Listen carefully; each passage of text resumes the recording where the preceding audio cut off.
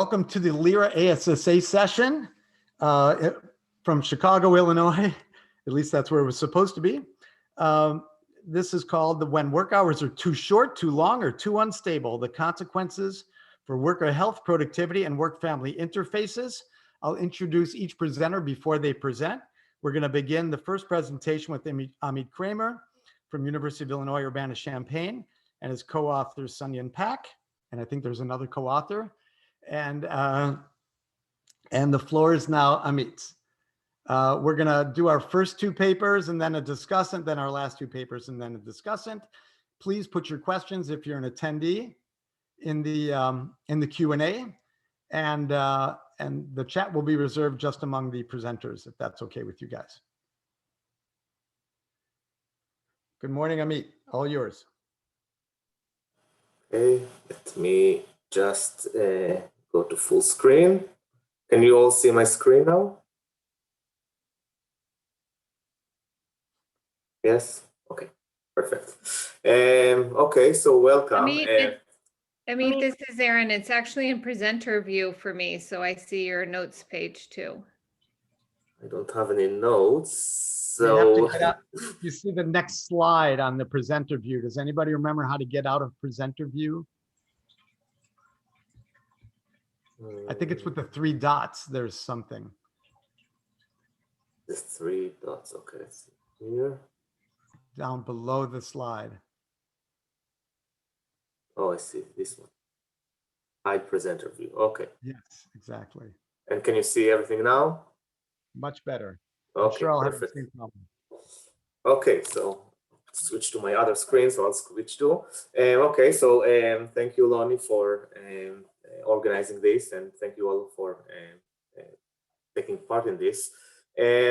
So I'm going to present a paper that is co-authored with Sunjin Pak, who is at Slippery Rock University, and Inli and Kijang Kim, who are both PhD students at the School of Labor and Employment Relations.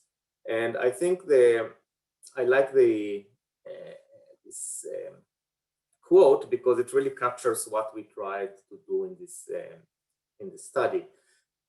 So this is Edie, I think pronounce it Edie Falco, and you might know her as Carmela Soprano and other roles she played as an actress.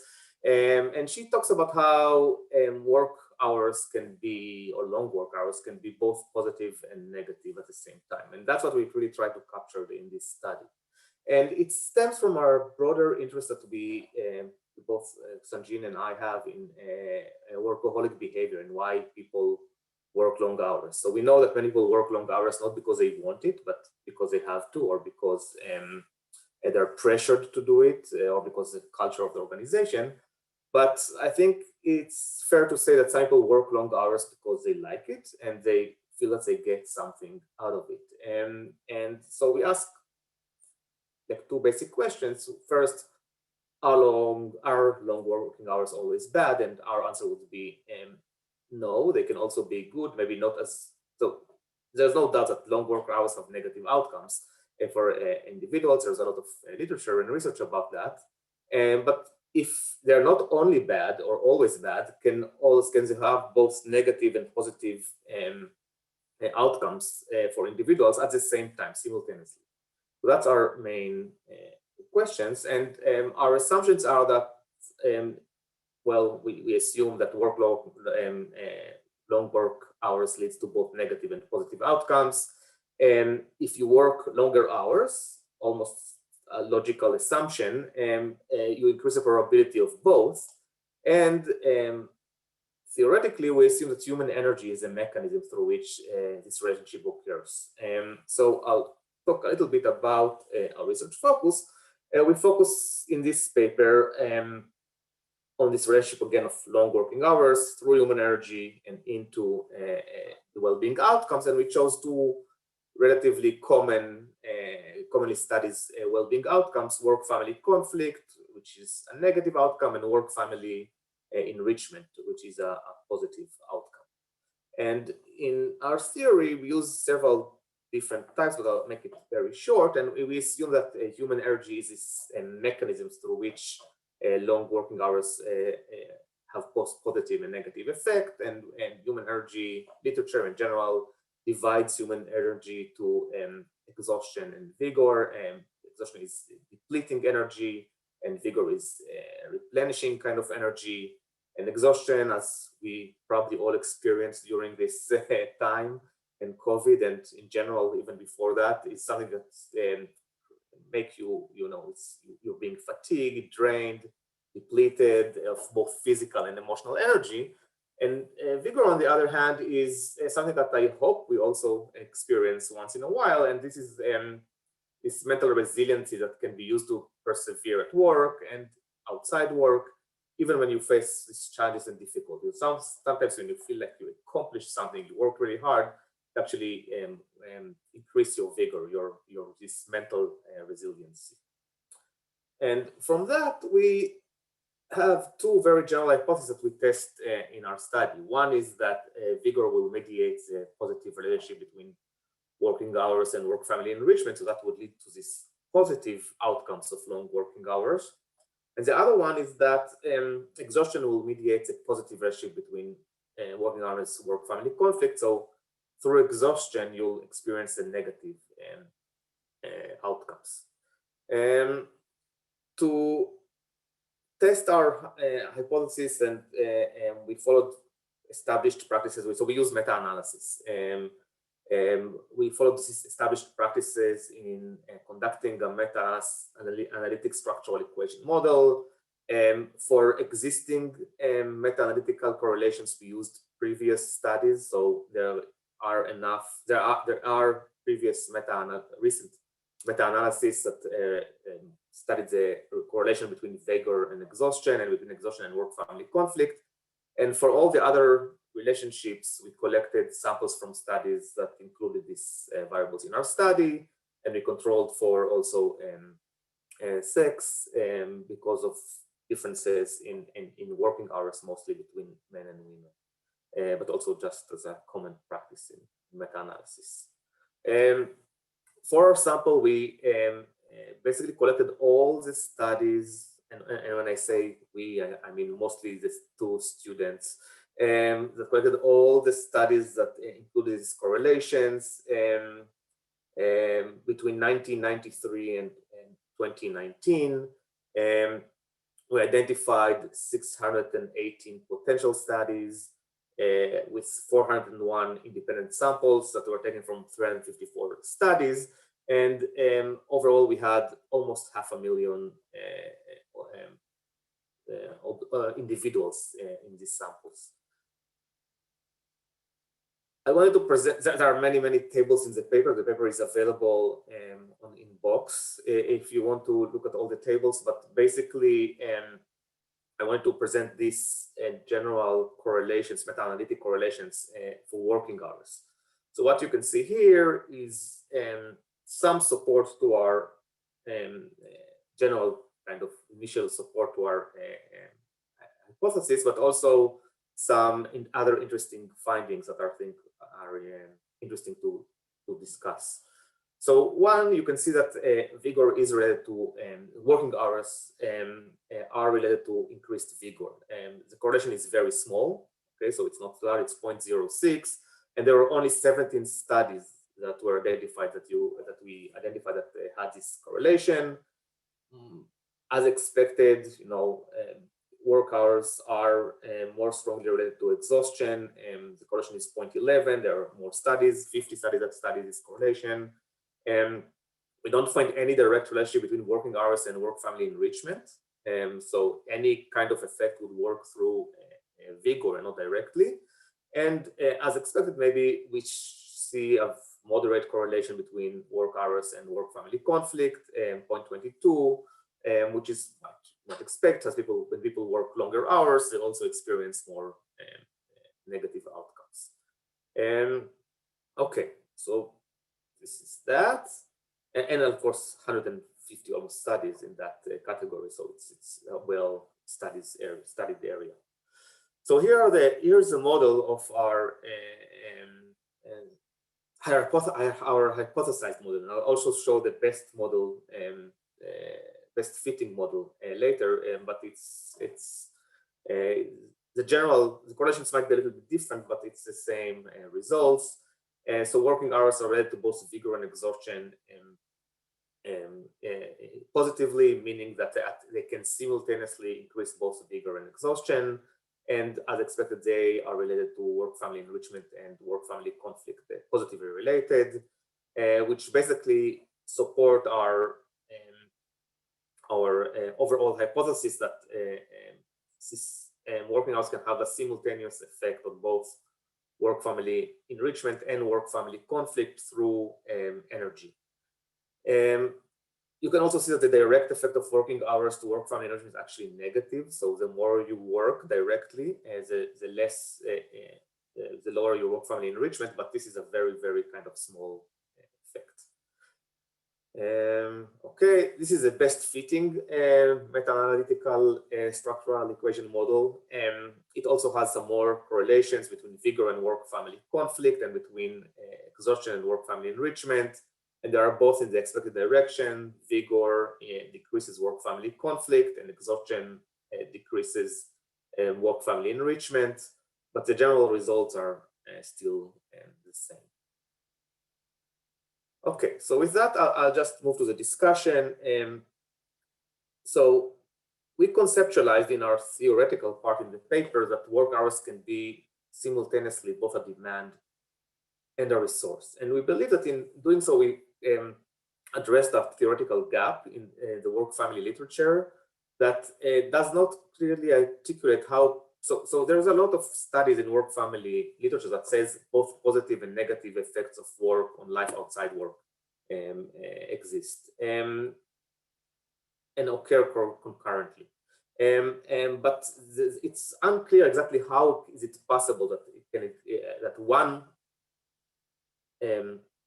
predictor can have two opposite effects on the same outcomes, on the same outcome. And we hypothesize it happens through human energy, and I think it's important because, you know, anytime in this micro kind of more area, when you have conflicting findings from different studies, researchers go to these two immediate explanations. One is that there is a moderator that exists and moderates a relationship, and therefore some studies that didn't control for this moderator find a positive relationship, and some find a negative relationship. And the other explanation is that there's a nonlinear relationship, right, which you can clearly imagine in the work hours case. So work hours are very positively related to some outcomes, and the longer you work, the more it becomes negative. And we suggest a third option, that there's a concurrent positive and negative effect through just different mechanisms. We also discuss how this can happen in other areas of work. So for example, you can imagine the job autonomy as an example. It's a single attribute of work that might have both positive and negative effect on the same type of outcomes. So with that, I'll just address some limitations of our study. You know, some, as I mentioned earlier, vigor work hours relationship was not studied very often. Only 17 studies had correlations for that. Of course, we cannot assume any causality with this model. For example, energy might be an antecedent of work hours. So, you know, if you're a highly energetic person, or for some reason you get energy from another place, that would increase the number of work hours you're able to work. So Lonnie, I didn't follow the chat, and I see there's not for me. Okay. Okay. So with that, I'll finish here. I think I was under time, which is good. So thank you. Thank you, Amit. I appreciate you being under time, especially in a session about hours being too long or too short. They are just right, Goldilocks hours. Hannah, ASSA, I think opening the chat would be fine, and then I can go through that after each paper, and we'll save our Q&A till the end. So our next presenter is going to be Alex Kowalski from MIT, and he'll be giving his paper called The Productivity and Turnover Costs of Unstable Schedule and Who Bears Them. And you'll have 18 minutes. And after this, attendees will have our discussant, and maybe I will open it up for 1 or 2 Q&A at that point. But I'll have to cut it off so to keep within the time. So I might just keep that to the end. So hopefully you can stick on to the end, and we'll have plenty of time for Q&A and interaction between the audience and the presenters. Thank you. All yours, Alex. Can I get a thumbs up if you all can see my screen? Alex, we see the whole desktop, so we see your notes page too. Oh, okay. Thank you for pointing that out. That is not what you're supposed to see. How about that? There we go. Better. Okay. All right, great. Thanks everybody for being here. It's a pleasure to share with you my work on problematic schedules inside the warehousing industry. I'll note right away that this is part of a larger project looking at warehouse job quality with Erin Kelly, Hajar Ramandad, and our research assistant, Kirsten Seaback. So with this presentation, I want to shed some light on the following question. Does sustained exposure to long workdays increase employee turnover? And to provide the punchline right away, my answer is yes. I'm going to make this case in the following way. I'll first briefly situate my research. I hope the next discussion that follows about my setting is going to be in and of itself interesting to you all. Then I'll review my approach to answering my research question and share what I found thus far. I'll conclude with some next steps. And the next steps are really kind of the most important part for me right now. The richness of the data I have is one of my study's biggest assets, but it also means that it's required a lot of work to get the data in working order so that I can perform an analysis. I just finished cleaning it, so what I'm sharing today is really preliminary. This is exciting because I could use your input helping me move forward, but I also would love it if you could kind of mull over some questions for me as I talk. Some of the things you might consider thinking about for me would be, am I operationalizing my variables correctly? Are there variables you might add? Would you choose a different model? Or are there just different questions you might explore if you had the kind of data I had? Okay, so let's get into it. Let me begin by sketching out why we think long hours might cause turnover. So there's accumulating evidence that long hours impose a cost on those who experience them. We generally see that spending more time on the job is correlated with things like adverse outcomes like heart disease, injury, burnout. But note that these outcomes are largely physical and psychological, and they're also individual. But they're indications that organizations face costs too when their employees are working long hours. For one thing, if workers are worn out, they're likely performing poorly. And if their schedules are particularly bad, they might actually leave their jobs. And this is where I want to focus my research on the turnover costs. Now, we'd expect turnover to increase with hours worked because more time spent on the job means more exposure to job-related stressors.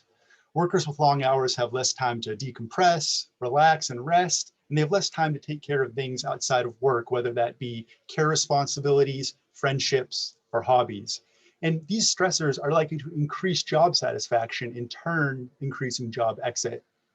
There are probably multiple pathways to exit. For example, if workers are exhausted, they might work less effectively and be terminated for poor performance, or they may take time off and get fired for too many absences, or they may argue with their boss and receive discipline. I'm currently using job dissatisfaction to capture the fact that long hours make the job less tolerable, but I recognize the story's more complex than the one I'm telling right now.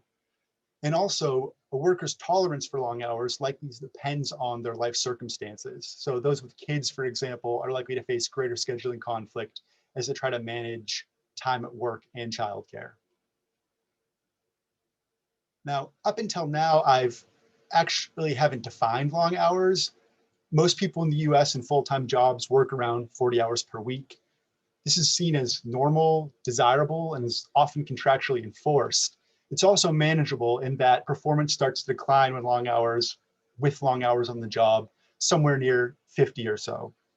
What's important to take away here is that what makes hours long is based both on expectations and the actual experience of working them. I've also been talking about weekly hours worked. But if we think long hours are important because they make it hard to manage life outside the job, then daily measures of hours should be important. You know, you don't just have issues with your social life because you work 40+ hours, but because on a given day, your time at work prevents you from engaging in activities outside of work. So I'm going to say that long hours for full-time workers are somewhere above 8 per day, and we can let the data show us what those hours actually look like. Now, you might think that the connection between long hours and turnover is obvious or well established. This isn't exactly the case. What validation we have comes from research on problematic schedules and turnover. The existing work looks at different types of bad schedules, say short notice of work hours, rather than long hours specifically, and it uses self-reported measures. What this means is that we don't actually know how much the employees studied really worked, and we don't know if they really left. And we don't explicitly know whether it was long hours or something else that precipitated that decision. So I want to fill these gaps by looking at the actual schedules of more than 7,000 workers in the warehouses of a company I call Sigma. So Sigma is a large retailer with locations across the US. It has brick and mortar stores, but it also serves customers via an e-commerce platform. The people who fill online orders work in what's called a fulfillment center, or FC. It's a type of warehouse.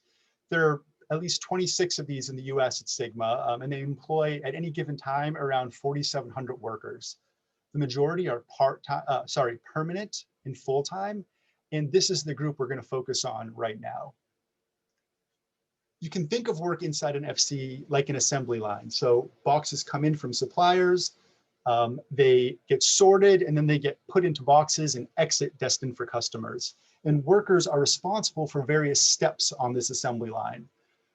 What's cool about studying Sigma is the sheer volume and the sorts of data we have. So first off, this data is granular. Our scheduling data comes from the Chrono software platform. It's daily punch records. So we know when everyone started working, when they stopped, the department they worked in, and whether they had and when they had any break. This data is also comprehensive, so we can link it to HR data to see when people quit, why they quit, or change jobs inside Sigma, and we can identify their demographic characteristics. And we can also validate our measures using other data sources like payroll records. Finally, our data is diverse in nature, so besides these administrative records, we've been able to visit and observe 6 FCs and interview more than 70 workers about their experiences with their schedules. So what do you need to know about Sigma schedules? Sigma FCs are open 24 hours a day, Monday through Friday. Workers are hired into departments, and each department is responsible for one main task. And workers tend to stick in their departments. You basically have to apply to a new job opening if you want to work elsewhere doing a different task in a different department. Workers are also hired onto a shift. The first shift starts around 5 a.m. and it generally performs tasks that revolve around receiving and unloading new inventory from customers. The second shift, starting in early afternoon, generally packages boxes for delivery, and it's where the action is. Because, as I'm about to mention, orders have to be filled by a deadline so that these delivery trucks can leave. The third shift, which is overnight, revolves around restocking shelves. So schedules in Sigma are intended to be stable. This isn't a place where you get short notice of your hours or fighting for enough hours. You can expect to show up, roughly speaking, and I say roughly because this is not the case in all departments, the same time each day, and expect to work Monday through Friday. The key factors influencing your schedule are Sigma's commitment to rapid delivery. So by the next day, if a customer orders before a pre-specified cutoff time, they should get the package the next day. And Sigma's mandatory overtime policy. If you're a full-time worker, you can't say no to being asked to stay longer than 8 hours. And being asked to stay longer than 8 hours is a common occurrence, and it's a major source of dissatisfaction inside the FCs. So customer orders are volatile, coworkers call out sick, machinery breaks down, and this all means that workers don't really know when they're going to go home that day. So here are some quotes from interviews speaking to the challenges of the scheduling environment, and I'll read them quickly. So when I got this job, I was like, I'll get up at 1:30. That's amazing. Started making doctor's appointments for my child. And in my first week, it was like, oh yeah, everybody's here till 3:30. Another person said, Schedule is wacky. We're coming in here in the morning and leaving at night. It's ridiculous. What can you get done when you have to work a 12-hour day? I take one day at a time. I never make plans when I'm coming here because this is my husband, this job. Finally, someone said, my wife was upset because I'd get home at 3, 4 o'clock in the morning. On Saturday, you're dead. You just want to sleep. You don't want to be walking around, but then you have 3 kids. You can't just lay down. My wife gets upset because I'm like half asleep while we're doing things. I think this last quote speaks to both kind of the physical elements of the work, but also to the conflict that's experienced from these long hours. And now workers cited these experiences as a reason to consider working elsewhere, and managers could recall stints of long hours that led to many workers to quit, to sort of a mass exodus. The question is, do the workers actually leave in response to these schedules? So to study this, we need to look at the hours a person typically works and whether that makes them more or less likely to leave their jobs. And we need to keep several things in mind as we do so. The first is that we would expect repeated exposure to long hours rather than a one-off shock to have its biggest impact on job exit. This means we have to look at some cumulative measure of daily hours worked. The second is that workers don't likely quit the moment their hours increase. They seek outside job options or at least use up their paid time off before quitting. This means we got to look at some lagged measure of daily hours worked. The third is that the likelihood of exiting your job depends in part on how long you've been on the job already. So this means we need to account for duration dependence. To accommodate all 3 features, I'm going to use a Cox regression framework, which models how exposure, in this case, long hours, affects the time to an event, in this case, job exit. We run this Cox regression on 1.9 million plus daily observations of a worker's schedule. So each row in our data set is a day worked for a single worker, how many hours they worked, whether they were absent, and whether they quit that day. Our dependent variable is job exit. Right now, we're going to treat voluntary and involuntary exit the same, but in the future, we can differentiate between the two. The independent variable is a bit more complicated, so let me explain.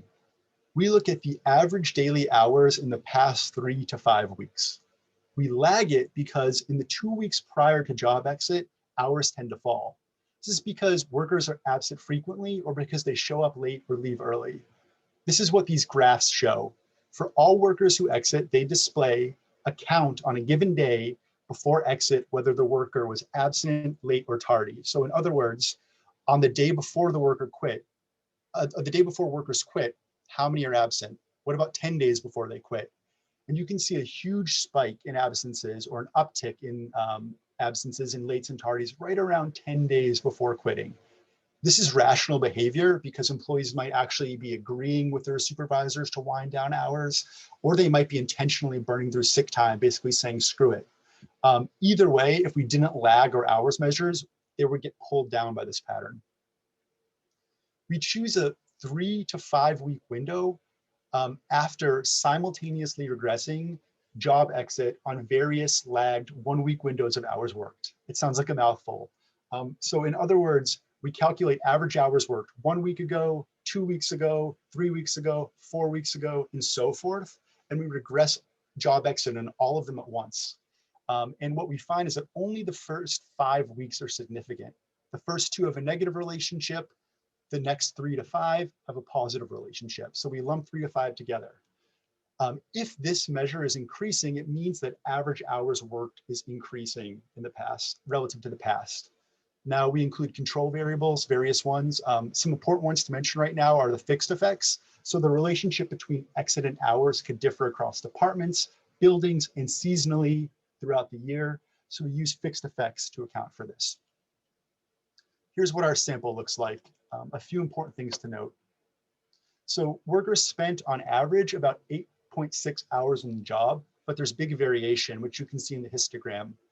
The histogram is the distribution of our independent variable. The mean here is a little bit lower than 8.6 because it also includes absent days where hours would be 0. But just note that more than 5% of observations have average hours in that period of greater than 10 hours. And this is hours worked over a sustained period of time. So this means these workers are consistently working more than 10 hours a day. These numbers, though, also do differ by building and department. So in some roles, this average daily hours measure is going to be much higher. Turnover is high as well. So Sigma loses about half of its workforce every year. In our sample, we observe 3,844 exits. So what do these hours do to turnover? One quick way is to look at the data via survival curves. And these curves simply show how long people stick with the job based on their average length of workday. These are crude measures because they don't take into account any covariates. And importantly, they don't take into account exposure to long hours over work time. We just group people into bins based on their average length of workday during their entire tenure. So it's fairly rare to work on average more or less than 8 hours for your entire tenure. Anyway, we can still get some initial impression by looking at these curves. And so what do we see? Well, the top line, this sort of greenish gold color, is someone working an average of 8 to 8.5 hours per day. All the other curves are below it. This means that people leave their jobs more quickly when they aren't working 8 hours a day. And this pinkish magenta line is way lower. That's people who are working 10 plus hours a day. So they're much more likely to leave more quickly. Now, here's a truncated Cox regression table. I'll show you a figure in a minute that makes the relationship much easier to interpret. But keep in mind that the coefficients on a Cox regression show the instantaneous change in risk of job exit, given a 1 unit increase in the explanatory variables. So if the coefficients are greater than 1, that means the risk of job exit is increasing with the predictor. If they're less than 1, it's decreasing. So what you could do is basically subtract 1 from the coefficient, multiply it by 100, and you get a % change in risk. In the first model, we control only for seasonality. In the second model, we add in job characteristics. And in the third model, we add in some person characteristics. I've outlined the main independent variable, and I've included quadratic and cubic terms in the case the effects are nonlinear. What should be apparent is that an increase in average hours is associated with an increased risk of job exit. So if we look at the main effect in model 3, someone who works an additional hour is 97% more likely to quit than someone who doesn't work that extra hour. And the nonlinearities mean that the effect size weakens at intermediate increases and then grows even bigger at big increases. So let's look at a figure to help with interpretation. Remember that we're looking at relative risk, so you got to have a point of comparison between 2 different schedules to really make sense of it. So I'm going to look at your relative risk of exiting compared to working 8 hours a day, which is kind of, again, the typical schedule.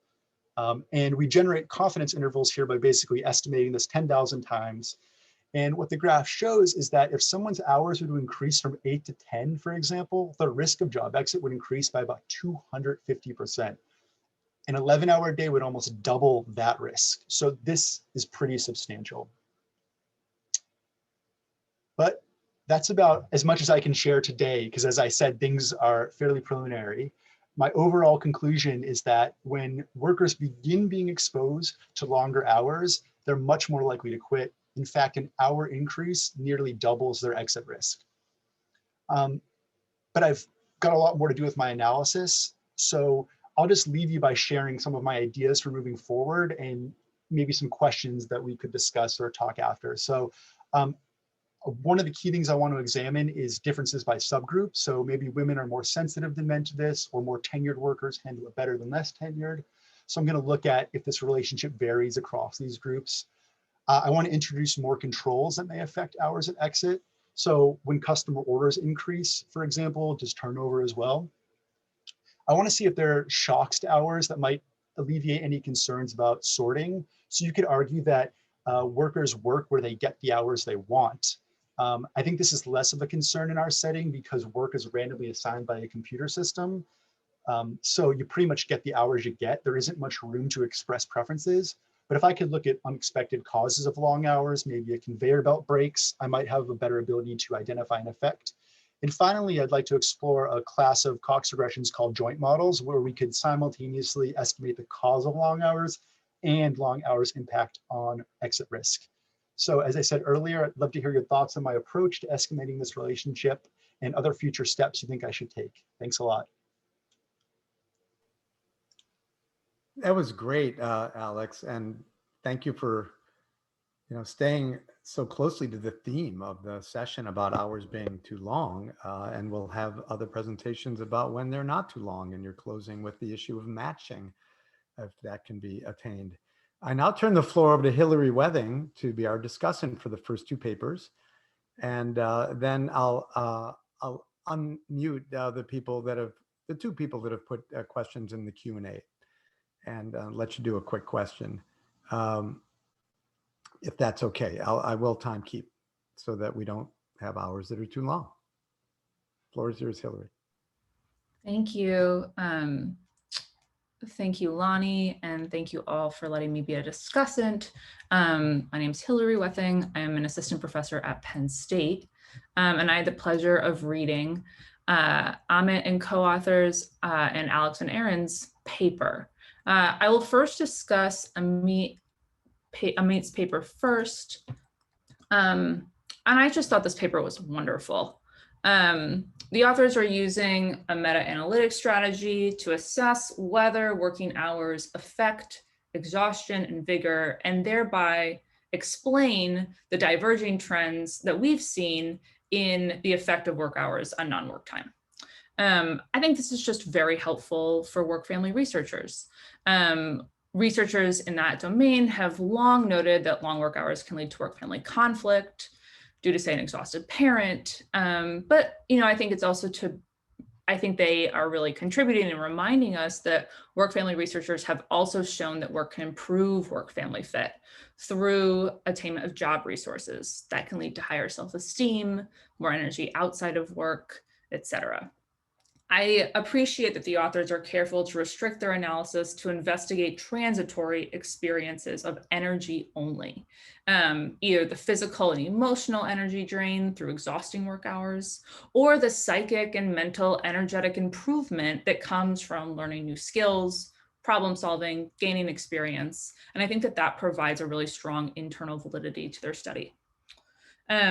By using a meta-analytic strategy too, the authors are able to synthesize a very large body of research, which with on the face of it, this diverging findings, and by using their path analysis to assess the strength of these mediators, exhaustion and vigor, I think we are all as a community able to come away with more information.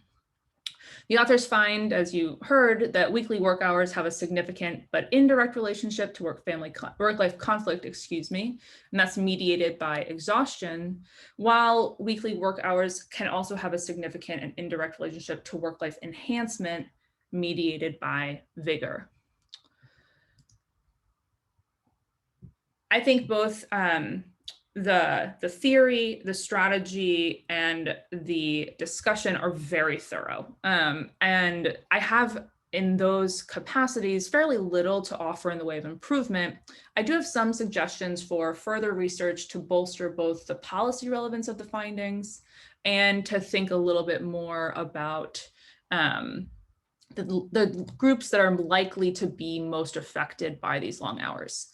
And so my most salient comment would be to see if the authors can identify the subgroup of papers that focus on low-wage workers or workers in low-wage jobs, and to identify whether or not the strength of these mediating relationships change. And I say this because, following the author's theory, the opportunity to leave work invigorated implies that a job is structured for worker learning on the job, or for workers to be exposed to non-routine tasks, or the ability to move up a work ladder. These are all great qualities in a job, jobs that many of us have, and jobs that, the grad students of us can aspire to have. But that's not necessarily true in low-wage work. And, we can think of you can sort of take the David Otter approach of there's routine and non-routine tasks, and those have different wage differentials, or you can use the, Arnie Kahlberg good and bad jobs approach. But the punchline being that, we know for low-wage work, the relationship between a person's relationship to their job is going to be much different than a high-wage person's relationship to their job.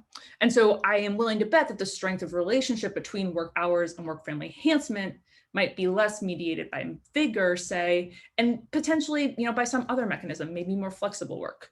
By contrast, the likelihood that long work hours lead to work-family conflict through exhaustion seems much more likely to occur in low-wage work. So if there's any way you can break that up into a subgroup, I think that would be very cool. I would also say, I totally realize that estimating other mediators is outside the scope of the paper. It would just be nice to see if those directions can change or if they get stronger or weaker. Second, for a policy audience, who I think would respond very well to this paper, it would be wonderful if you could provide some stylistic examples. And these don't have to be complicated. I'm mostly thinking about, can you, from your data, pick different levels of work hours. So, classic, like part-time, do either like 35 hours or 20 hours if you want to be like technical about it, and then do classic full-time work. And can we get the actual coefficients of what that level of work hours might affect might lead to in terms of work-family conflict via exhaustion and vigor. I think this idea, I was very taken with the idea that exhaustion and vigor occur simultaneously, because that's the way I feel a lot after my day. And so I think that there is this dual pathway that's going on. I think it would be helpful to know for which jobs or which type of employment or worker do these experiences occur simultaneously. Not only do I think that would be just like interesting from a stylistic point of view, but I also think it helps to strengthen your argument that these are occurring together. And, sure, they're not always occurring together in the same worker. That's not necessarily what you're trying to say. But I think if you can show that there is this simultaneous experience, and particularly maybe for certain jobs or certain sectors, it would just strengthen your overall thrust of our argument, which is these things are happening simultaneously, not necessarily a situation of diminishing marginal returns, which I think is how we've characterized it in the past. Okay, that is all I have for that paper. Again, it was just truly like it was a great paper. Turning to paper 2, Alex and Erin's paper. My understanding of this paper is in very early stages. And so my feedback is going to cover research design as well as a few other reflections. In this paper, the authors use a Cox proportional hazard model to assess the relationship between working long hours and the likelihood of job exit. The strength of this paper is undeniably in the fact that the authors have incredible data. 70 qualitative interviews, nearly 2 million person-day observations, and data that is coming both from HR records, payroll records, and timekeeping and attendance, basically, essentially admin records to a degree. And so, you know the exact start and stop times within a day, how long workers have been employed, what type of job they're holding, et cetera. And as someone that studies low-wage work and job turnover, I was basically drooling when I read this, both potentially for the theoretical and policy contributions that this project can make. It is such a cool opportunity. In particular, I think the very, very cool part is that the data gives the authors this really rare opportunity to do mixed method analysis. And I see two ways that you could do that. You could build your quantitative analysis and then use your qualitative interviews to explain or further understand the mechanisms that are underlying job exit. Alternatively, the authors could use their qualitative data to build hypotheses and then test these hypotheses with quantitative data. The authors find that an increase in average daily hours worked increases hazard by between 95% and 126%. This is incredibly large, potentially so large that it's unbelievable. And so while I'm not suggesting that it is or is not, I think when I was thinking about comments and suggestions, I want to make sure to strengthen that credibility of these results so that this, I think, very cool research project gets its due. So I'm going to first start on theory and research design comments. My biggest suggestion here has to do with the qualitative evidence. Right now, as the paper's written, the qualitative evidence is employed to strengthen your hypotheses that long hours are bad. This is great and true. I think it's a missed opportunity though. You don't actually need your qualitative work to show that. You can rely on the literature to support that hypothesis. And if you go through Amit's paper, he's got a ton and you actually do too in your paper. So instead, I would push you to consider using your qualitative results to derive either new hypotheses for why different types of workers might leave and why some might stay, or again, to consider using them to explain your quantitative results, especially if you're getting really large estimates. Your qualitative work, I think, could really work to bolster those findings. Second, and I'm going to tell you this comment, and I hate it myself when I get it, so just know that, but you've implied throughout this whole paper that long hours are bad. And I understand where that's coming from, but it's really missing on that research. And particularly, I think Amit's paper is one that you should read on this, because it's showing that long hours really can be beneficial for some workers.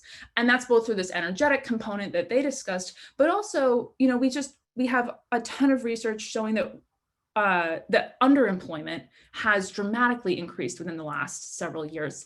And when long hours mean more money, we actually have a ton of workers who would really value that. And so being mindful of both those vehicles by which long hours might be very beneficial to workers, I think is something you can't ignore in this paper. Third, you've written your literature about job turnover, but job exit is technically only half of job turnover. You would need hires to calculate job turnover proper. And so as your paper stands, I would refocus your literature and theory section to be on job exit, of which there's plenty. In doing so, I think you have a real opportunity to focus on theory of separations via different search and matching models. So if you're interested in modeling separations that come from quits, for example, you want to focus on the job ladder model, versus if you're looking at separations that come from layoffs, a matching model would be better suited. There's a ton of theoretical work from that in the labor econ space. I'd be happy to talk to you more about it. It's something I think about often. Okay. Got to wrap up. Okay, I'll be very quick. This is my last slide. My biggest overall comment with your measures is the way you're modeling job exit. So you have the ability to estimate voluntary job exit, and yet you are lumping involuntary and voluntary job exit into your outcome variable. This is hugely problematic because your theoretical framework is based on the idea that long hours are taking a toll on the worker that leads workers to quit. There's no mention of layoffs in your paper. This inclusion might partially explain your large impact estimates. So you should certainly separate this. Also, modeling exits that are voluntary and involuntary would be a huge contribution. Second, restrict your sample to worker days. That would be restrict your sample to worker days for workers who are new versus workers who have been there for a while. And I bring that up because you say in your paper that, the idiosyncrasies of that scheduling software that lead these schedules to be random is most prevalent for new workers or least experienced workers. So just focus on those workers. That's the strongest identification. I worry that with workers with longer tenure, you'll run into a selection problem. Finally, and this is a very small point, but I wanted to see a scatter plot of your raw data of long work hours and the probability of exit. You have these great stylistic graphs, and I appreciate that. With the cubic term, I just, maybe you have a cubic relationship. I certainly saw a quadratic one, but including it, I was unclear the theoretical reasoning for including it, or I wanted some data evidence. Okay, I will stop there. Sorry to go over time. Thank you again for the opportunity to discuss these papers. That was great, Hillary. Very insightful and way to connect it to the other papers that are about to begin. I did open the chat for everybody in the audience, so maybe I think it's best handled by the authors who can respond directly, either for the whole audience or directly privately to their questioner, if that's okay. I will still open it up for Q&A generally at the end, but I think it's time to move on to the next paper. So Amit, you had a question or two for yours, and Alex, one for yours as well. So handle that directly, and we'll see how that goes. Directly now or at the end? I didn't understand. Oh, I'm sorry. Handle it privately through the chat. Private is chat. Okay. And then we'll save it for the end if we need some general discussion. I'm going to share my screen and then I will try to remember to unshare it. Let's see.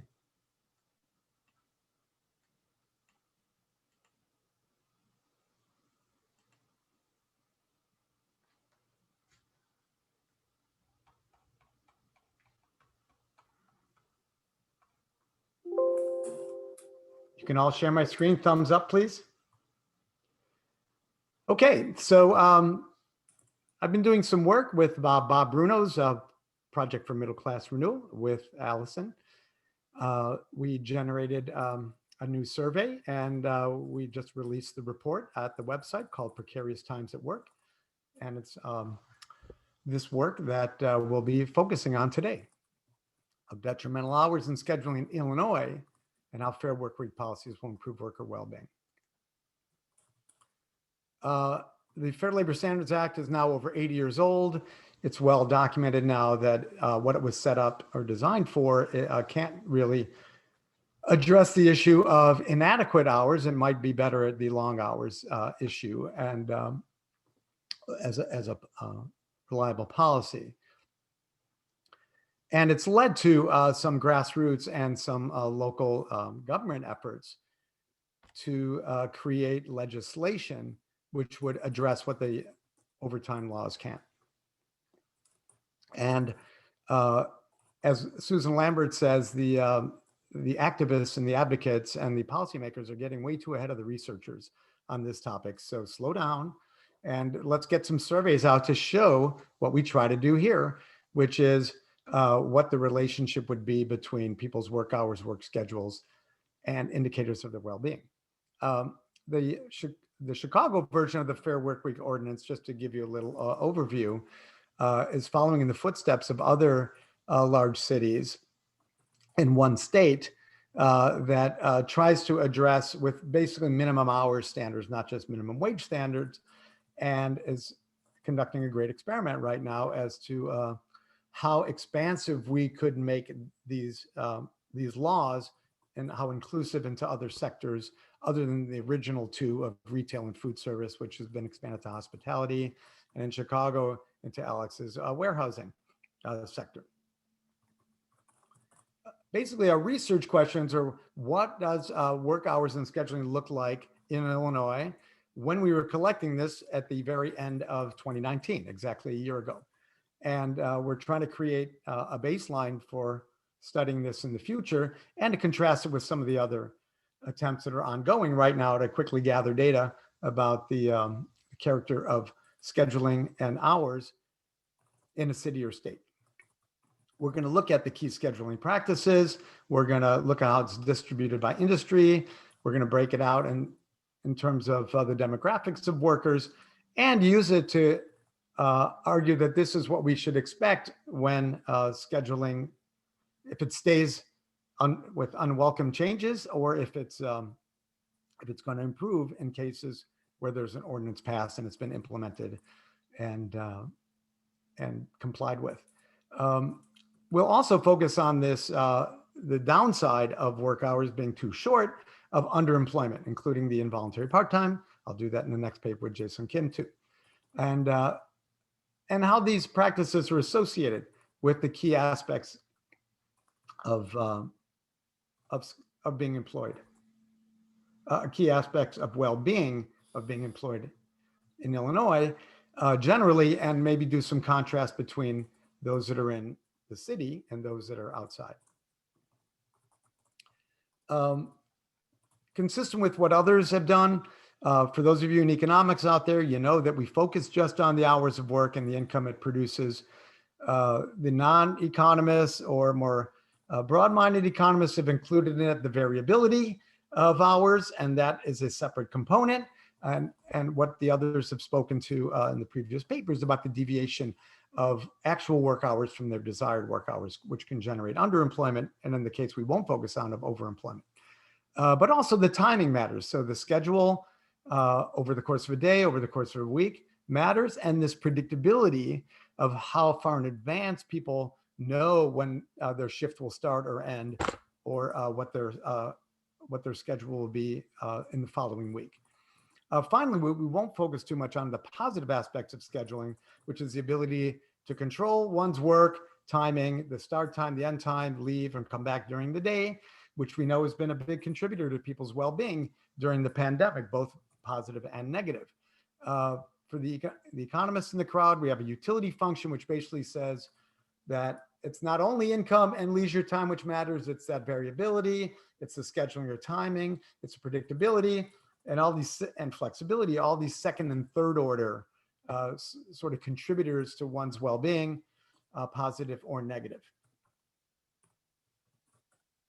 And now I'm going to pass it over to Alison, and then I'll join Lonnie, you why later. don't we just keep it on yours, and then I think it'll be easier, just keep it on, and I'll just say next slide, if that's okay with you. I got you. Cool.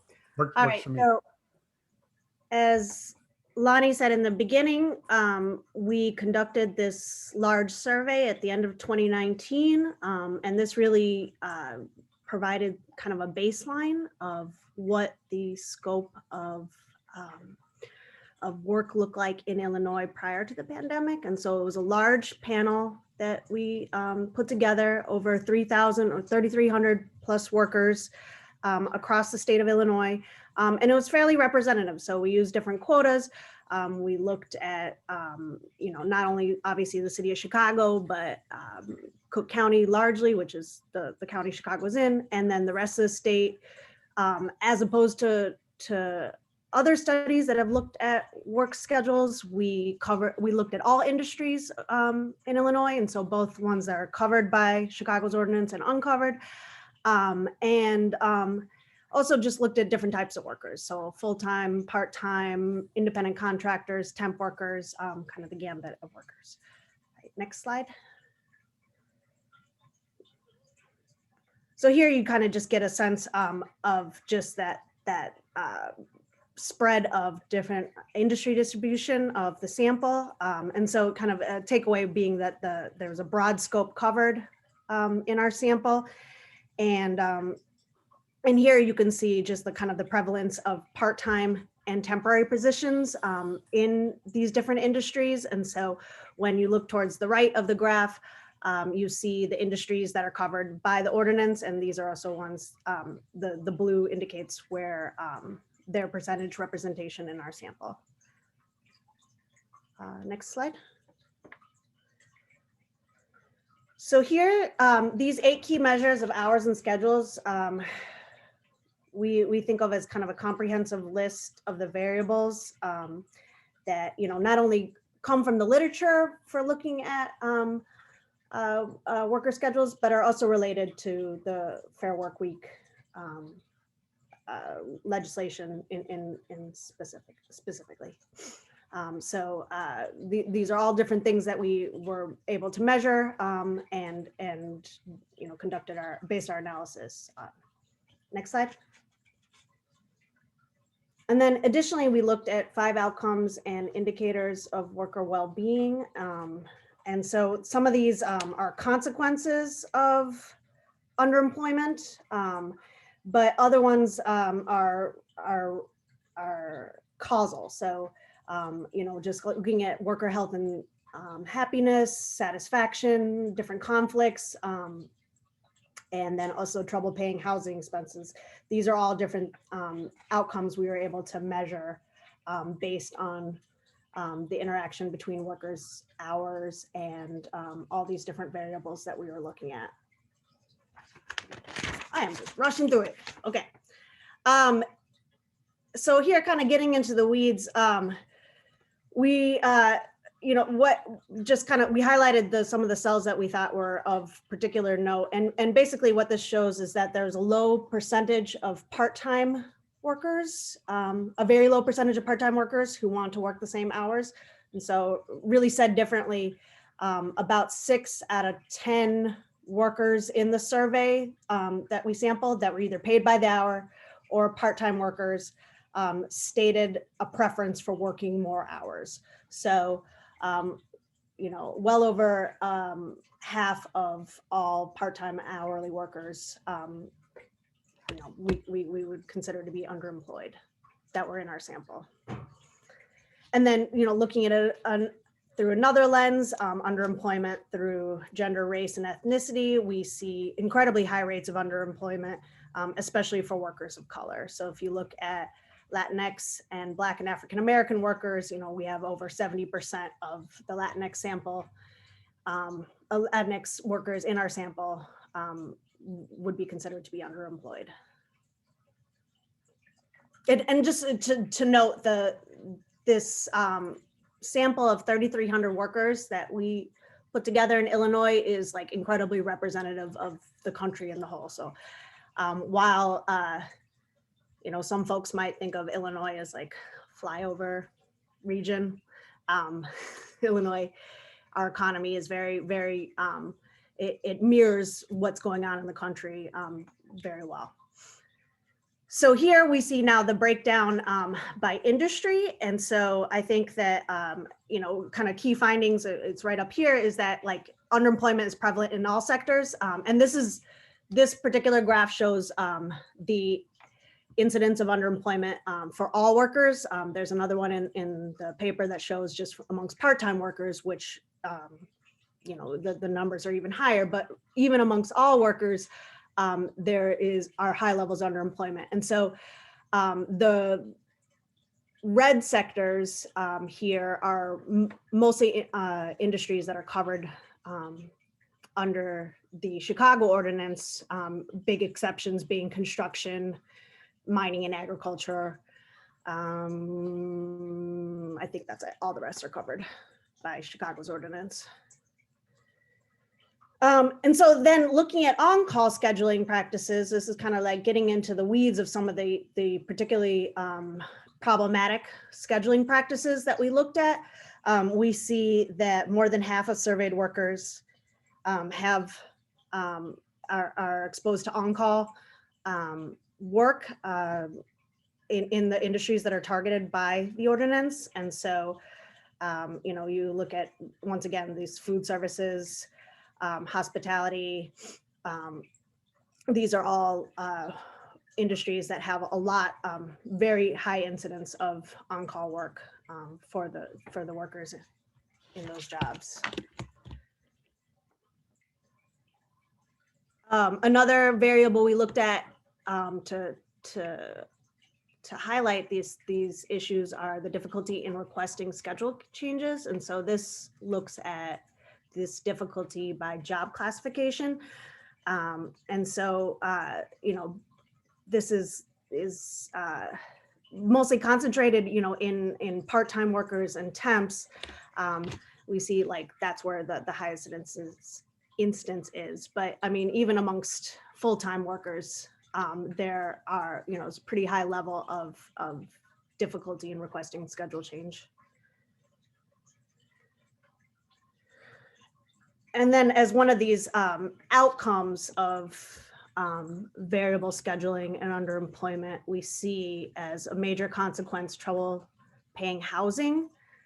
And so this, when you look at the trouble paying housing by job type and pay type and on-call work, we see that it's especially bad for on-call workers. So for workers who are working on-call regularly or often, over 45% of them have troubles paying their housing. And this is something, Lonnie and I were talking about this yesterday, how on-call work for folks who aren't intimately familiar with the low-wage labor market, they are often surprised to hear that on-call work is being used in some of these sectors, right? They think of on-call workers as doctors or, lawyers, high-paid professionals, right?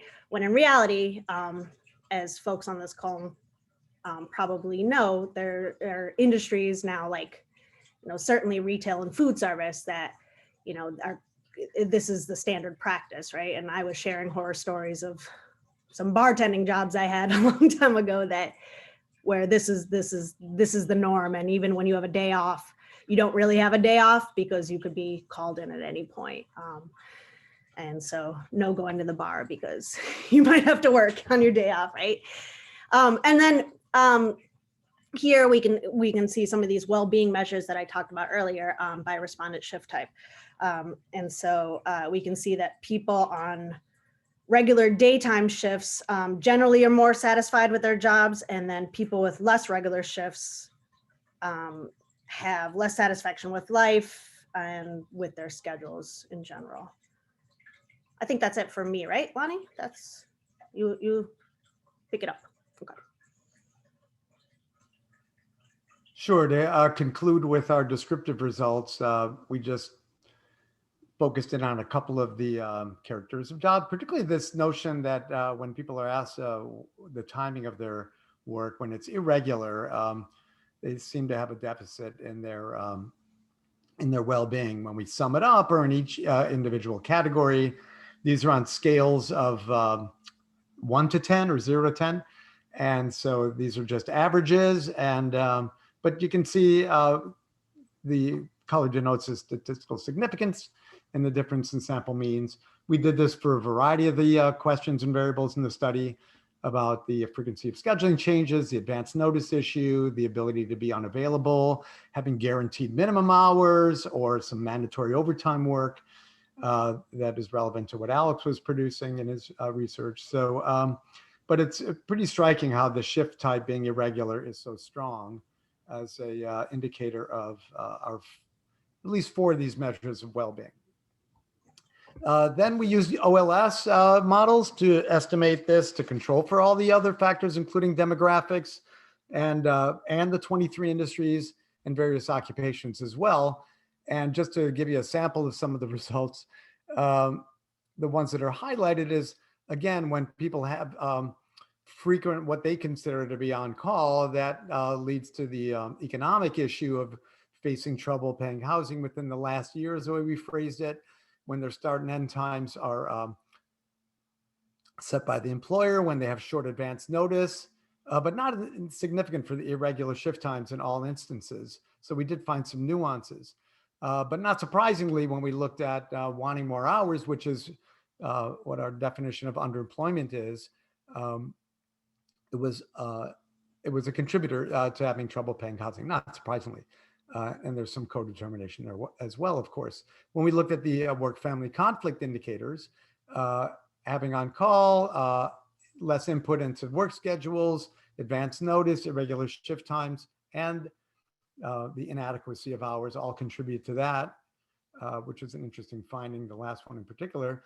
When we had self-reported health, that was reduced, particularly for people in the irregular shift times, but not necessarily for everybody else, even though we're controlling it for industry and occupation, which might do away with some of the significance that we might expect. In most cases, we didn't find much impact of that variability. We asked them the least hours in the last 6 months, maybe 3 months, if I recall. And we saw some of that effect when it comes to health, but not so much with the other factors. We did find when people said that they were satisfied, or the greater satisfaction with their schedule was related to how much input they had over their daily schedule, the regularity of their shift times. And finally, with underemployment, that as a dependent variable, it was contributing factor was the start and end times being controlled by the employer more than themselves. So just the control over scheduling, not just the number of hours.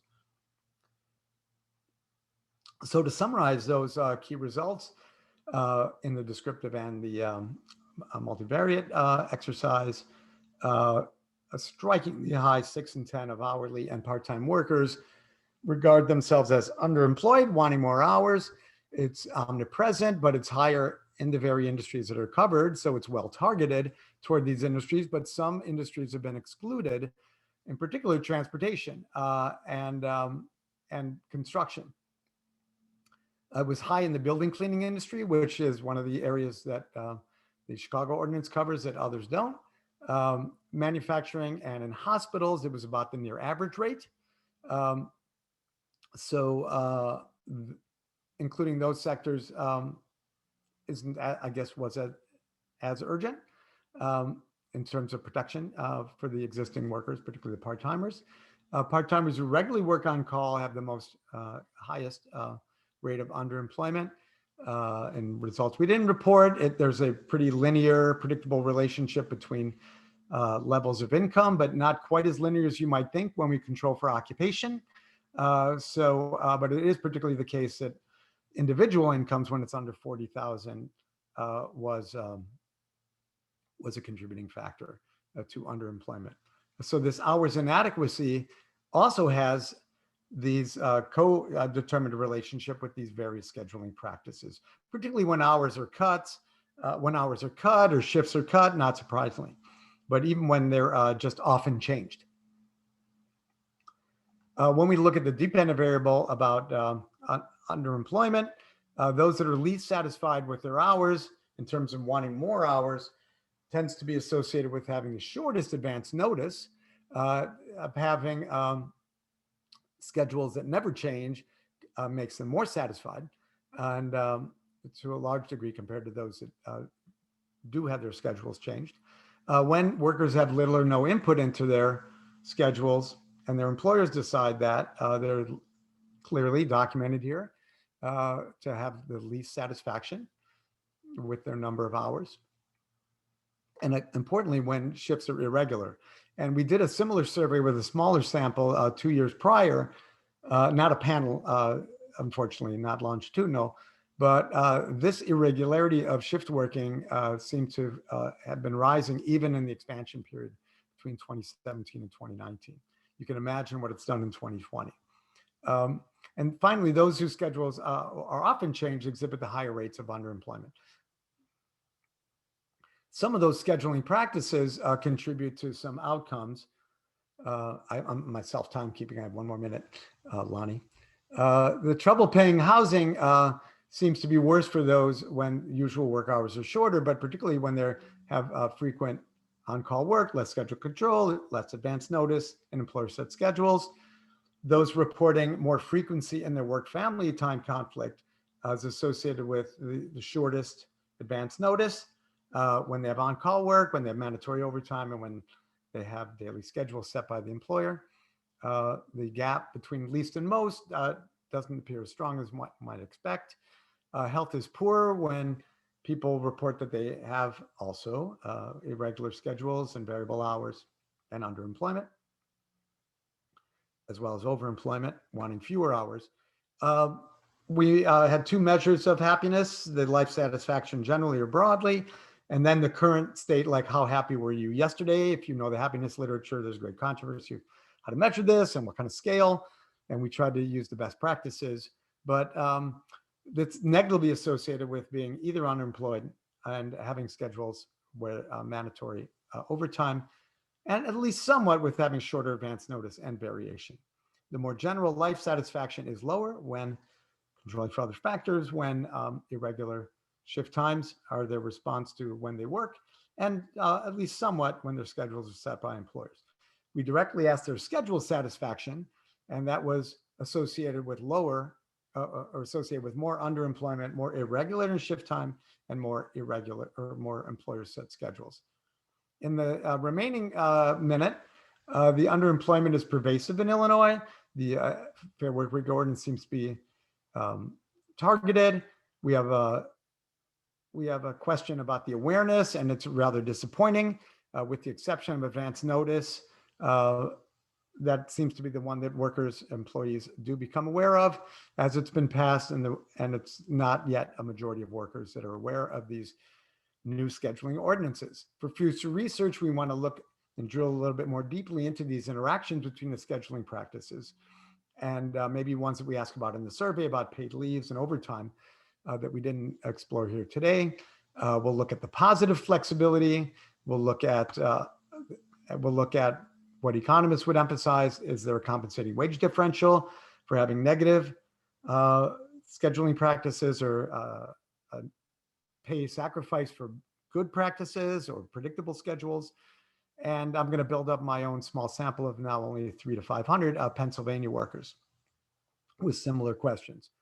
I will let Julie Voetman address these 2 national bills that were designed in part to address, through access to hours, in particular, what the public policy implications will be. Now I'm going to transition over to my other hat and start our paper with Jason Kim.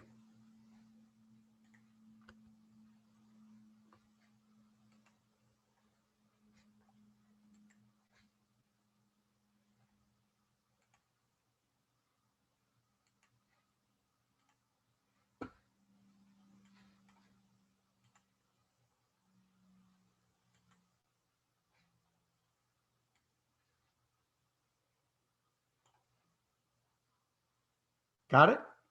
Everybody good?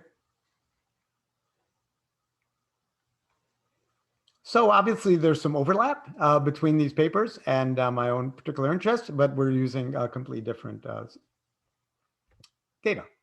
So the title of my work with Jason is Underemployment in the US, Its Level and Consequences for Work Life and Well-Being. So focusing in a little bit more about underemployment. The ILO has tried to come up with a definition that applies across different economies and different surveys that are measured in different countries, focusing on time-related, not quality of work-related underemployment is just having insufficient hours in relation to an alternative employment situation a person is willing able to engage in, usually using some threshold that a country like the US defines as full-time, which the BLS defines as 35 hours. And the assumption is that people are working shorter than 35 hours by reason of choice or by involuntary reasons. So conceptually, in a more macroeconomic perspective, underemployment can have both cyclical and structural sources. So what we're experiencing in the pandemic recession and is a cyclical underemployment. There's, of course, much more focus, maybe as it should be, on the unemployment, but we often neglect the underemployment and the consequences of that. That's the theme of our paper. That some good macroeconomists have been focusing in on the trends of that in the US versus other countries, mostly traits of the labor demand side, of course, and reduced hours of work when business conditions decline. But there are potential supply side contributors too, and this sort of added worker effect, where just when income is declining and hours are diminishing for workers that need more income is precisely when they might want to pick up second jobs or pick up extra hours or extra shifts. So there's a labor supply side contributor to growing underemployment mismatches in recessionary times. But there are these longer term structural changes in the composition of jobs across industries, the technological advances, the fissuring that is down the chain of putting jobs more on demand, on call, and just-in-time scheduling practices, and the growth of health insurance and other insurance expenses, which create indirect incentives for employers to create more part-time jobs at the expense of full-time jobs, at least on the margin, so that they can avoid some of these growing fixed labor costs. So if you've seen the macroeconomic trends in other studies that I've been involved with the Economic Policy Institute in particular, where we looked at the giant spike in the way the CPS measures involuntary unemployment, which is so-called part-time for economic reasons. They refuse to use the term involuntary or voluntary, but they ask if people who report working in the last week less than 35 hours, are you willing, able, and available to work 35 or more? And if they say yes, they are called the part-time for economic reasons. In numbers, this reached 9 million in the Great Recession and 6% of total employment, and creeped down very gradually to about 3% at the end of 2019. And our latest shock has pushed that back up to even higher where it was in the Great Recession, but it's since come down to about 5%. So that's our current context. But the way the BLS measures this, really underemployment, and it's often used as an indicator of underemployment in the U6, for instance, estimate of labor force underutilization. It's really only a lower bound because it doesn't include workers who are working part-time that want more hours, but they don't want to work full-time jobs or full-time hours. It also excludes those full-timers who want more hours, which is the other people samples that presented earlier today. It also considers people full-time if they have two part-time jobs, if it sums over 35 hours. And then although it's not observable directly, it screens out people who you could say are involuntary part-time, but the involuntariness is not about the employer, it's about their personal and family situation. We try to measure this more comprehensively and wind up with a higher rate of involuntary part-time by including some of the above. Why should we care about this? Well, underemployment is connected either immediately or cumulatively with various welfare effects. And this is getting to be well documented and will be a focus, I assume, of ongoing research, which is the mental health effects and psychological effects of having not only the drop in income, but if it's connected to too few hours, and this wanting more hours, and what it's doing to life satisfaction. And it's not distributed randomly. It's obviously in jobs and among people that hold jobs in the sectors that are most exposed to the hours reductions. There's some connection between this underemployment and the family function, internal to the household, and general stress and the material hardship that goes along with poverty. And what I did with Alison and Bob on the sample is focus in on the satisfaction with one's job and work schedule. Skip over that. And now I'm going to hand it over to Jason. Would you mind if I just keep clicking, or do you want to share your screen? Yes, can you keep clicking so I can just go ahead? Okay. Absolutely. So given what Lonnie discussed so far, so we are asking the two research questions using the general social survey. The first one is that are certain workers are more likely to be an involuntary part-time worker compared to the voluntary part-time workers in terms of the demographic and work characteristics. So who are more likely to be the underemployed? And second question is related to the well-being, so that how working involuntary part-time work is associated with the different dimensions of the worker well-being, including the job satisfaction, job stress, work-to-family conflict, which has been studied from the other presenters, and the also happiness. Okay, so next slide. Okay, so we are using the general social survey, which is the representative sample of the US workers in here. So we are focusing on only the workers in the working age, including the currently employed male and female workers from the 2006 and 2016 pool. Okay, and the next one. And then, of course, there's a limitation of this data. We are using the secondary the data that it is only showing the self-rated perceptions of their working conditions and their work well-being. And it's also cross-sectional data, so only we can show is associational but not causal. And then the timing also matters. At this time of the year 2006 and 16 is more like expansion years. So keep in mind of those macroeconomic impact on those the numbers of the involuntary part-time workers. So we are using we are creating the particular measures based on the very unique measures from the GSS. So the GSS asking whether that your preference for more hours. Do you want to work more hours or more money? Or do you want to work the same hours or the same money? Or you want to work fewer hours or less income? Or the another question is that do you want to work a full-time? And then so we are comparing, we are only focusing on the part-time workers. And then there's two ways to measure part-time workers. First one is the working hours, so less than 35 hours, and whether that they are indicating that they wanted to work more hours are considered as an involuntary part-time work in the first measure. And second measure is more focusing on the discrete change, whether they are working as a part-time status, but they wanted to work a full-time status. So we're considering that as an involuntary part-time work, which is a slightly different way to measure the involuntary part-time work based on their preference for their working hours or their working status. And we create another measure, which is considering about the second job, whether they are working the involuntary part-time work, meaning that they are not really set, they want to work more hours, and also they are having a second job. So we consider this is more like adaptive part-time work that they need and they have the secondary source of income, but they are still under the 35 hours a week. Okay, and next slide. Okay, and these are our four worker well-being measures. The first one is a very typical measure of job satisfactions. Higher, you are more satisfied with your job, and job stress. The higher, you are more stressful from your job, and the work-family conflict. Assessing how much your job interfere with your family life. And the last measure is the general happiness, whether how much you're happy with your life. So this is a more general measure. And we are using the regression and the logistic regression models with rich control variables to assess these two research questions. And then in particular, we are controlling for the work hours and the household or respondent income to explore that how does it the differential of the income compared to the different types of workers, and the work hours influencing these associations.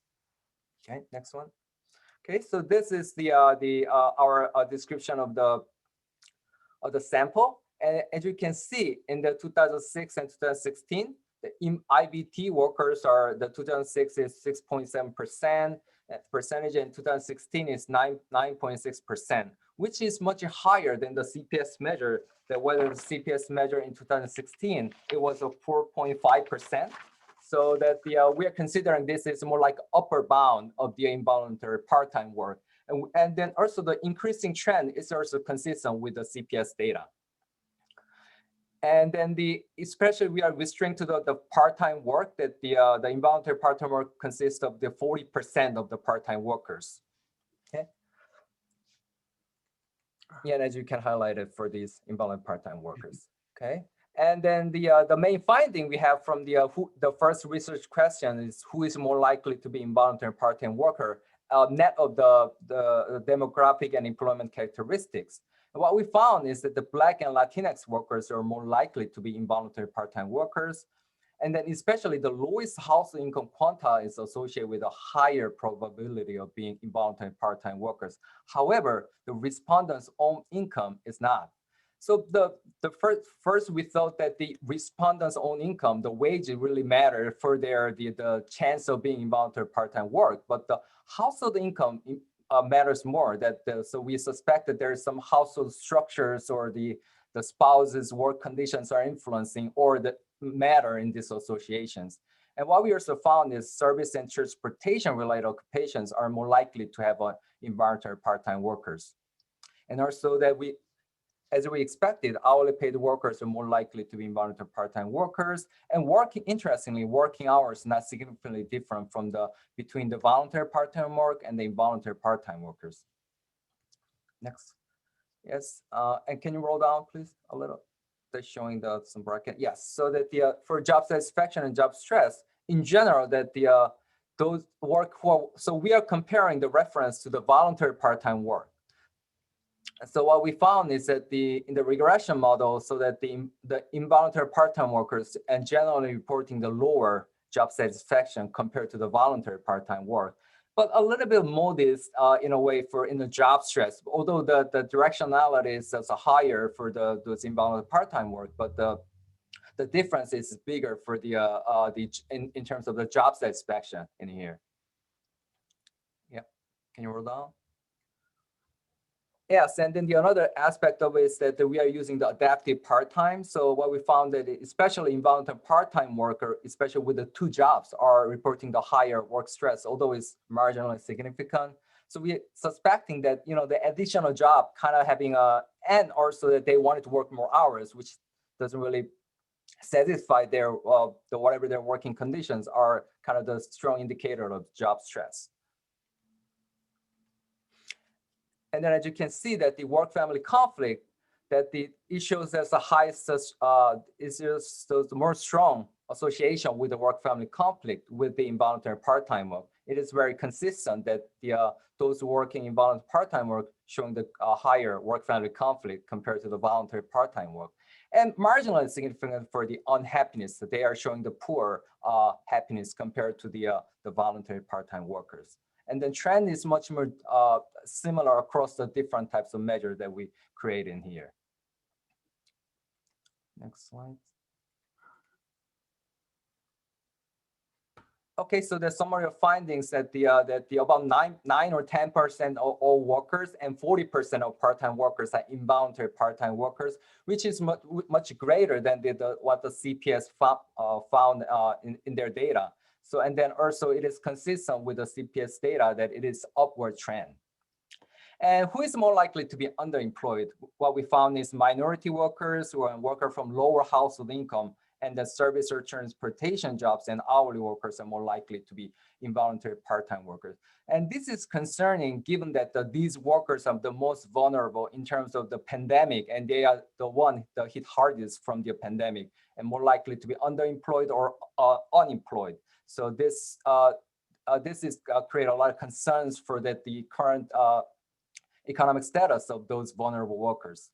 And in terms of worker well-being, workers in voluntary part-time experience lower job satisfaction and modestly lower happiness, but interestingly, higher work-to-family conflict than voluntary part-time workers. Next. Awesome. Yeah, Bruno, you can take over here. Yeah,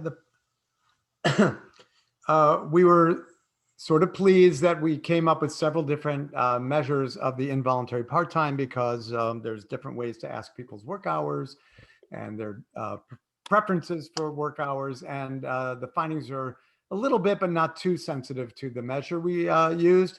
But voluntary part-time work, we found is quite distinct, and then having these positive associations with the well-being outcomes. So there's something about the involuntariness, and that needs to be explored further. When work schedules supported in the Illinois sample, when they're more irregular and decided by employers, but what's important, but not significantly a source of involuntary part-time. But it does adversely affect work-family balance and the measure of happiness. That involuntary part-time is associated with lower job satisfaction. In contrast to voluntary part-time, suggests that wanting more hours cannot be attributed to being in a job that a worker enjoys. Income has anticipated effects on the preferences, but again, it's more about household income than individuals' own income. So for future research, we want to dig into maybe more aspects of the job quality that are available in the General Social Survey or its compendiums or any other surveys. That might be what's explaining the negative well-being outcomes for involuntary part-time. But even we're controlling for their occupation, it might be something about the job itself in more detail. Why involuntary part-time is associated with more work-family conflict than people work voluntary part-time when their average hours are similar is an interesting future research question. So we need to separate out, particularly because the GSS has this available where others don't, whether they work on a salary or paid by the hour. So we'll explore that into the future. And again, that might be related to the job quality of people that are involuntary part-time. And Jae-Sung, I'm sure, is interested in this internal household mechanism, dual earner, single earner households, of why household income, explaining why household income is more important determinant of feeling underemployed than one's own individual income. So something about the family dynamics or family structure. The associations with health would be particularly relevant to today. And I would appeal to try to study this in a panel longitudinal setting to see what happened over the course of the year, because health effects can be acute and cumulative, especially the mental health effects, as we know. So that would be important to track, not just among those that lost their jobs entirely, but those that lost their jobs partly and lost their income partly. And then finally, how do these other precarious work schedules and hours, such as variable work hours, unpredictable, how do they affect the probability of both having involuntary part-time and these various outcomes? Again, I'm going to transition now to Julie Voetman, who's going to speak to the policies, but we're interested in what involuntary part-time might provide for policy implications, because it has increased in other work I'm doing with my collaborator, Stuart Glosser. We're showing that not only as they're higher involuntary part-time, but the hours that people are getting, whereas we found this equality between voluntary and involuntary part-time workers, involuntary part-time workers not only are involuntary, but they're getting shorter average work hours per week. So that might translate into a few less earnings, but also some psychological effects as well. And to dig a little bit deeper about what policies can be targeted toward the most vulnerable workers, either because of their personal or their job characteristics. And I will pass the baton over to Julie to discuss the last two papers to bring up the implications of the Fair Workweek laws. But let me amend that by saying there's the short-time compensation, which 28 states have and others haven't taken up, which would allow for partial unemployment insurance for people who would partially lose their income due to reduced work if their employer uses reduced hours rather than layoffs. And the opportunity to take advantage of that is a huge missed opportunity right now in some cases. And maybe we can prepare better for the next recession. But it could also be used for the rehiring, where people are brought back off a layoff into involuntary part-time and can get their earnings supplemented with unemployment insurance funds. So thank you very much. And I think we're right on time so far. Julie has 9 minutes or less to discuss, and that'll leave us a little bit for a Q&A and interaction with the audience. I think I have to stop my share. Yes, thanks, Lonnie. I do want to share my screen. If you can exit yours. I have to stop share. There we go. All yours. Okay. Okay, just 1 second.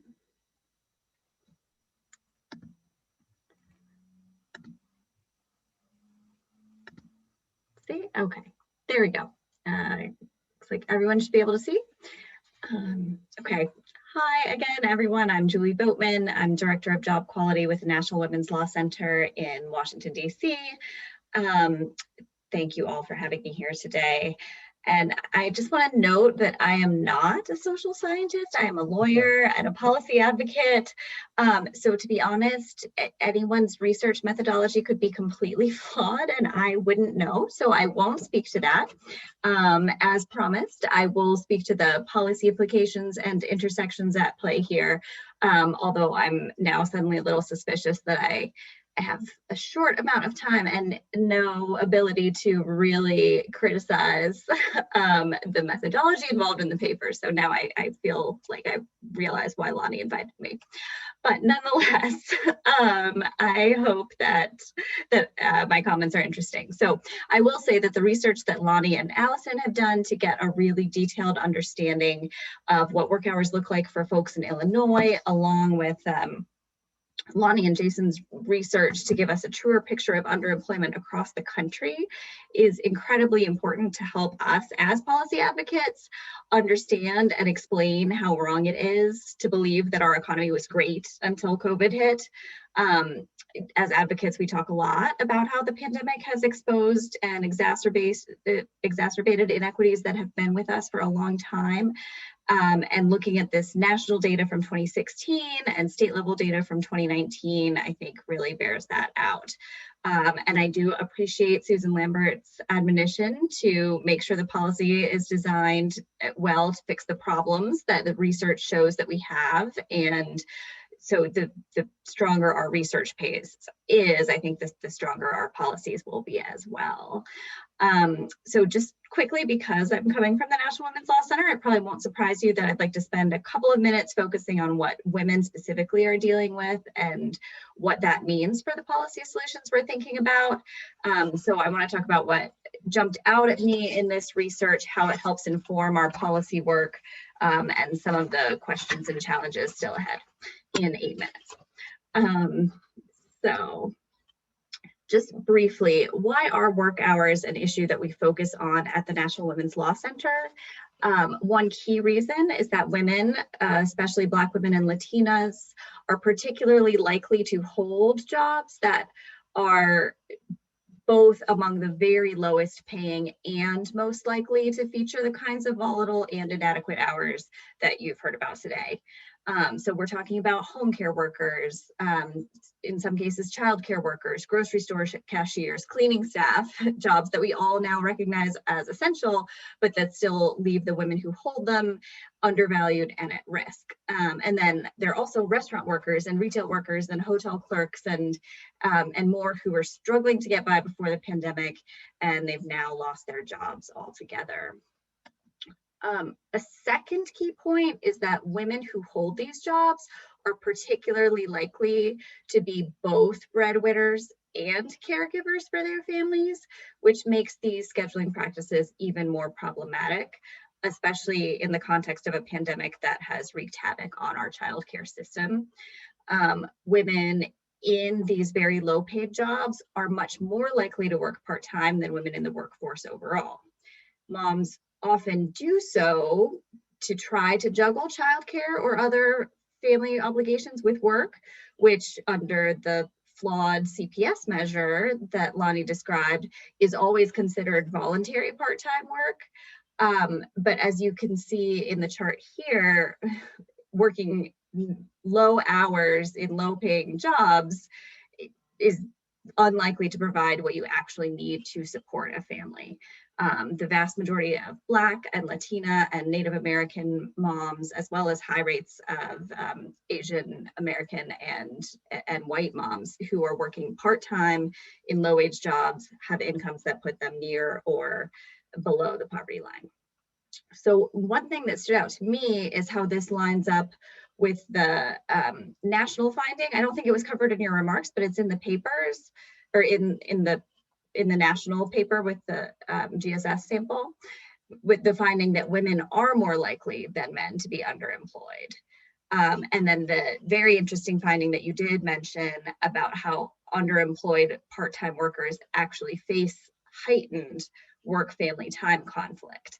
So I feel like a lot of the national narrative around this has focused more on sort of what we were discussing in the first part of the presentation, you know, women trying to have it all and working high-powered, long-hour jobs that don't give them the time that they want to spend with their families.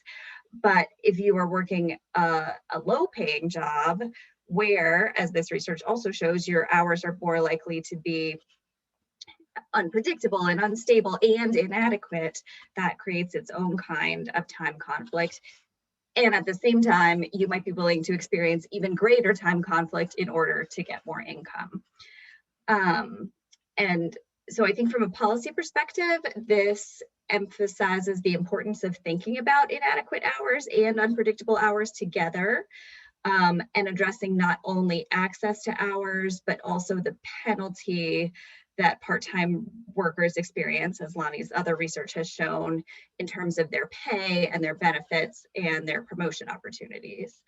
It also always makes me want as much data as we can get about how race and gender intersect. I know often the population sizes are not adequate to make that happen, but just to flag that for our both advocacy and policy analysis work, those crosstabs are always super helpful whenever we can get them. Let's see. So how do we fix it?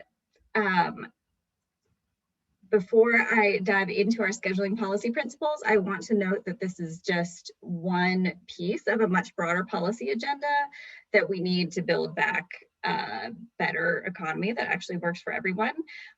Your papers acknowledge that unemployment is tied to structural features of the low-wage labor markets and will require and systemic discrimination, and will require a wide-ranging set of policies to fix. Beyond fair work week policies, you mentioned just briefly the UI reforms and expansion of work sharing programs. I think that's important, but also universal benefits around not just paid leave and paid sick days, but universal child care, universal health care. All of these things would make a big difference as well. But I think I only have about 4 minutes to actually talk about fair work week policy, so I should focus on that for a moment. I know Lonnie reviewed some of these a bit, so I will try to go super quickly, but there are certain key goals that we're trying to serve by fair work week laws and key provisions that are designed to meet these goals. And I actually think that even though, as Susan Lambert warned, advocates might have gotten a little ahead of ourselves in the ways some of these policies were designed, the research is actually showing that they are fairly well targeted to the problems that keep showing up in the research.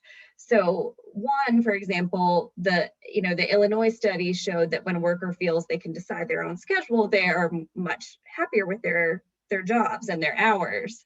And if requesting a schedule change is perceived as not at all difficult, satisfaction with hours is higher and underemployment is lower. And that, I think, really points to the need for a right to request, to shift that norm in the workplace so that employees have a right to request schedule changes. They aren't facing a risk of retaliation for making the request. And then certain laws like Seattle's Fair Work Week law and the Federal Schedules at Work Act bill also pair that with a right to receive the accommodation for certain significant external circumstances like caregiving obligations or school or your own health condition, or a second job. So that is one important piece. A right to rest is also related in terms of, you know, respecting people's boundaries in their lives. That is designed to prevent clopening when an employer assigns someone to work a closing shift one day and a clopening shift the next morning. So these provisions require essentially overtime pay and consent if you're going to work one of those shifts. Advance notice of work schedules. 2 weeks notice is important for people to be able to plan their lives. Discouraging last minute changes to schedule shifts. The main policy mechanism we have for that is predictability pay. That is essentially designed to shift at least some of the costs of unpredictable work schedules back onto employers rather than having them borne solely by folks who are making low wages and can least afford them. So predictability pay requires employers to pay for schedule changes and cancellations. And we hope that in addition, it ultimately disincentivizes those behaviors so that employers will stop doing last minute schedule changes and cancellations unless they're really necessary. And then the last piece, of course, very salient for this discussion is expanding opportunities for part-time workers. So one key mechanism we refer to as access to hours. That is requiring employers to offer newly available hours to their existing part-time employees before they make any new hires, whether that new hire is another part-time employee or a full-time employee or a temp or contractor. And another key piece is part-time parity. So part-time parity provisions are designed to ensure that part-time and full-time employees are treated equally when they're doing essentially the same job. So they get the same pay, the same benefits, the same promotion opportunities.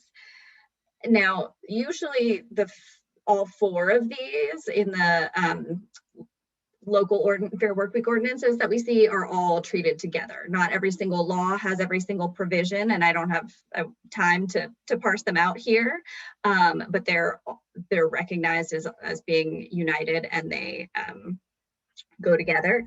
In the federal space, there are two bills that Lonnie mentioned. One is the Schedules That Work Act, which essentially deals with 1 through 3, and one is the Part-Time Workers Bill of Rights, which deals with number 4. But we, as advocates in particular, try to message and package these bills together. I'm going to skip over a little bit, but there will be time for Q&A at the end. So I think another important question here is whether these laws work and whether they're doing what we hope that they will do. Most of them are new, and so the data is limited, but so far on balance, the data point to yes, but sort of with an asterisk. I'm not going to read off the slide, but there is positive early data from Emeryville and Seattle showing improvements in scheduling predictability and stability. And then the Deputy Workforce Management Company data here that shows benefits of the laws for both workers and employers does raise, I think, 2 key points that are important for us to keep in mind as policy advocates and as researchers in terms of what we should be looking out for. One is that technology has driven some of the scheduling instability that we've been talking about in terms of making it easier for employers to just program an algorithm to set a schedule. But it also can be part of the solution because you can program those algorithms a different way and you can offer employee input. And you can also make it easier for companies to comply with Fair Workweek laws. Another is that a fair workweek for workers is not inherently at odds with profit for businesses. I won't get into too much detail again, being cognizant of the time, but there is research showing that better scheduling practices can reduce turnover costs for employers. And it just inherently makes sense that if you have a workforce that has some input and say in their schedule, they're not only going to be less likely to quit their job because it doesn't work for their life, but they'll also have a better shot at being able to show up for work because they will have been able to make plans for childcare and transportation, and they'll be able to come to work on time and stay there. But of course, public education and implementation hurdles remain. Lonnie mentioned the very low awareness of the Chicago Fair Workweek law. The early Seattle implementation study shows a similar issue, and that's particularly a problem in that these laws are generally complaint driven. So a worker has to make a complaint to an enforcement agency in order to start an investigation, and they can't do that if they aren't aware of their rights under the law. I will note too that predictability pay and access to hours provisions are fairly complex as they've been written so far, and so the compliance with those and implementation challenges for employers have been more significant. The last point, I think, if I'm okay on time, that I want to make in terms of, so as policy advocates, we're thinking through ways to streamline these laws, to ensure that the coverage is appropriate, to ensure that they maximize the benefits for both employees and employers and are easy for enforcement agencies to administer. But more research will help too. There's always room for more research. I think, as I mentioned, for your future research agendas, everything you listed sounds wonderful to me. And again, just think about those crosstabs if you can get them on race and gender. And data on caregiver status is helpful too. But another part of our policy agenda is actually to try, it would be wonderful to see some more federal investment in this space, and to, in fact, for example, change that CPS measure of involuntary part-time work, because your construction is remarkable and so helpful, but it shouldn't actually have to be that difficult. We should have a national measure of involuntary part-time work that makes sense and captures the nuances and corrects the issues that you've identified here. So we are advocating for that as well as federal support for studies of existing Fair Workweek laws and support for pilot programs to try new interventions before we adopt new policy recommendations. Thank you so much, Julie. That was awesome. And I think that is everything I have, but here's a long list of resources and you'll have access to the PowerPoint. And that was only a little over time. So thank you. We do have 5 minutes for the Q&A, and yes, always more research, and yes, you got to measure something to address it, right? So hopefully there's still some people that are participating. Most of the personal questions were handled on side private chats, but if anybody wants to be unmuted and ask a question to a specific panelist or the panel generally, I will open the floor to questions. And by the way, the room does not close at noon Eastern time sharp, so we can stay on afterward. Anybody from the audience would like to ask a question at this point, generally or specifically? I think you have to raise your hand.